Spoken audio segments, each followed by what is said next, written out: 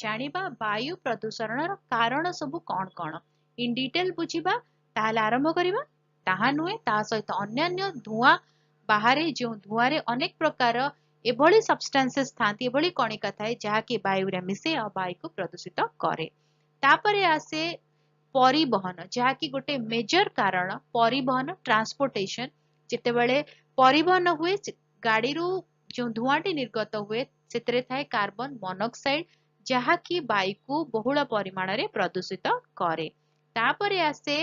construction बा demolition work जहाँ को आमे कहबा निर्माण एवं भंगा कार्य